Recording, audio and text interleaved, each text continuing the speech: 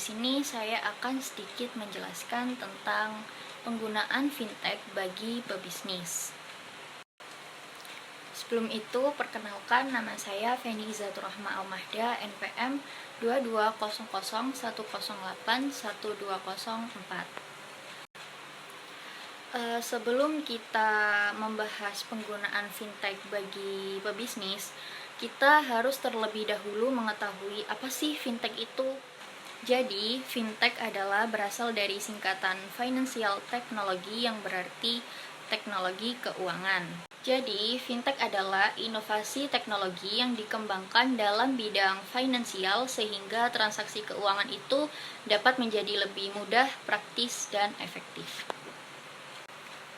Adapun beberapa manfaat fintech, yaitu yang pertama, transaksi keuangan menjadi lebih mudah. Ketika kita akan melakukan transaksi finansial, kita tidak perlu lagi keluar rumah ataupun pergi ke bank untuk melakukan transaksi tersebut. Jadi, kita hanya memerlukan ponsel pintar untuk melakukan segala aktivitas keuangan agar bisa terselesaikan. Misalnya seperti Dana, OVO, mobile banking, GoPay, gitu. Yang kedua, akses pendanaan lebih baik. Dengan adanya fintech, teknologi keuangan ini berkembang pesat hingga menjangkau berbagai kalangan masyarakat. Sehingga masyarakat pun dapat memahami cara mendapatkan bantuan pendanaan untuk memenuhi kebutuhan keseharian hidup mereka. Yang ketiga, taraf hidup masyarakat meningkat. Jadi setelah mendapatkan akses pendanaan lebih baik, masyarakat bisa menggunakan dana tersebut guna untuk membiayai aktivitas konsumtif dan produktif mereka. Sehingga taraf hidup dan kesejahteraan hidup mereka pun meningkat. Yang keempat, mendukung inklusi keuangan. Jadi inklusi keuangan sendiri adalah keterlibatan masyarakat dalam transaksi ekonomi, mulai dari jual beli, iuran, simpan pinjam. Jadi dengan adanya fintech, inklusi keuangan pun semakin meningkat.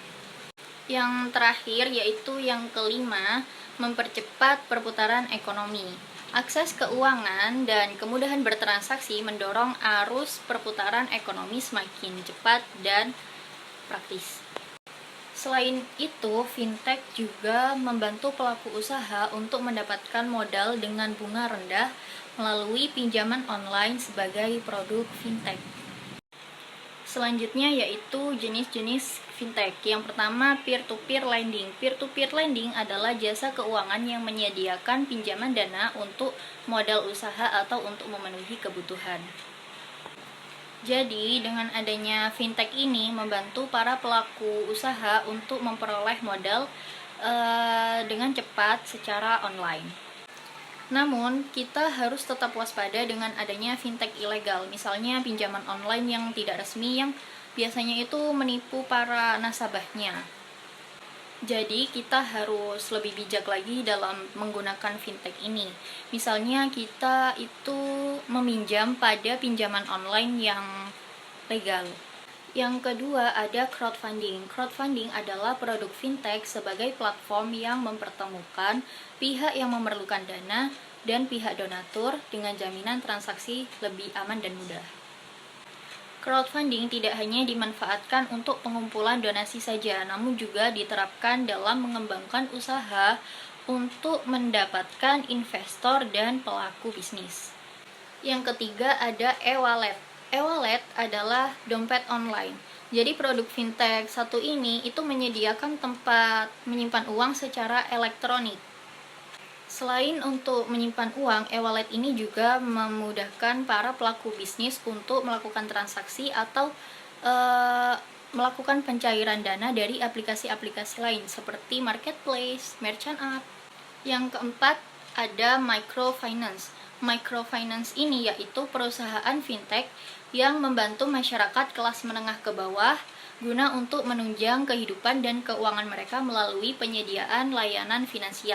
Yang kelima ada payment gateway. Payment gateway adalah sistem fintech yang melakukan otorisasi pembayaran melalui transaksi online.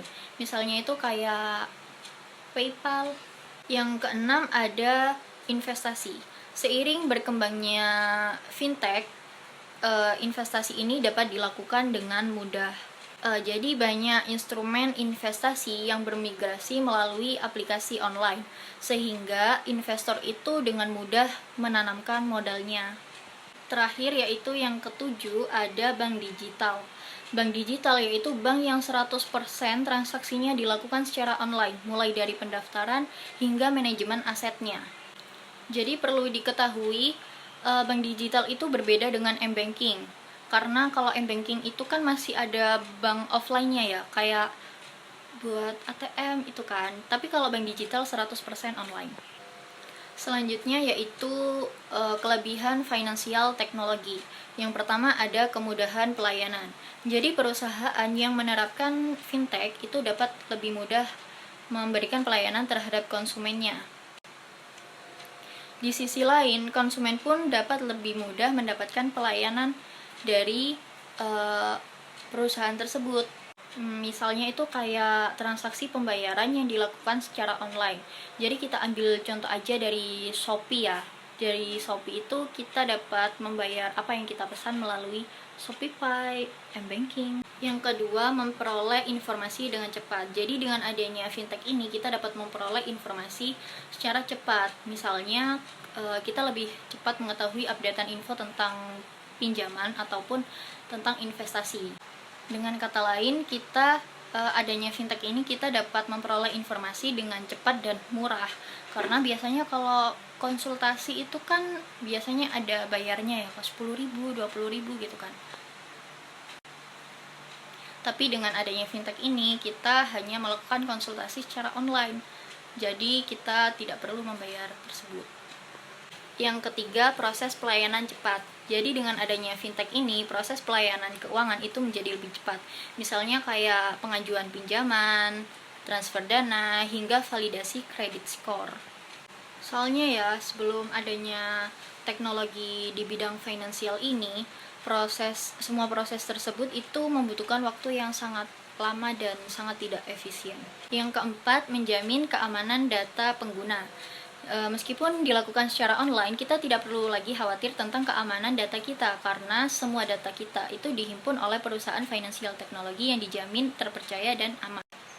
Hal ini dikarenakan karena adanya fitur keamanan seperti enkripsi, data biometrik, dan sebagainya. Yang kelima yaitu mengutamakan efisiensi. Jadi aplikasi teknologi finansial ini itu menyediakan fitur penting yang dibutuhkan konsumen. Misalnya kayak notifikasi atau pemberitahuan. Jadi, misal kayak kita pinjaman online.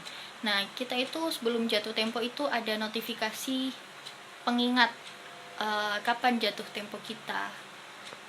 Gitu. Selanjutnya ada kekurangan finansial teknologi. Yang pertama yaitu membutuhkan gadget dan koneksi internet. Jadi pelayanan dalam fintech ini mewajibkan pengguna untuk memiliki gadget seperti smartphone, tablet, komputer atau laptop gitu. Dan juga gadget kita itu harus terkoneksi ke internet.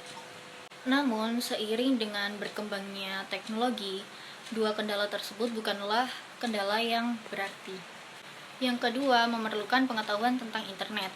Jadi kita sebagai pelaku bisnis atau individu, kita memerlukan pengetahuan internet. Sebaliknya, jika kita tidak paham tentang teknologi dan internet, kita tidak bisa mengakses pelayanan keuangan dari fintech.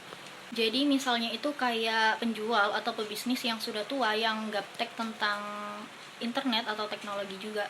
Itu menurut saya perlu diadakan adanya pemerataan literasi tentang teknologi dan internet kepada masyarakat. Yang terakhir yaitu yang ketiga, berpotensi terjebak penipuan.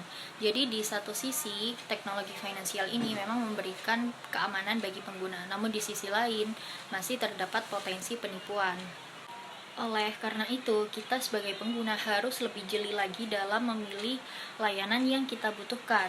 Dengan demikian, praktek penipuan tersebut tidak semakin merajalela dan memakan banyak korban.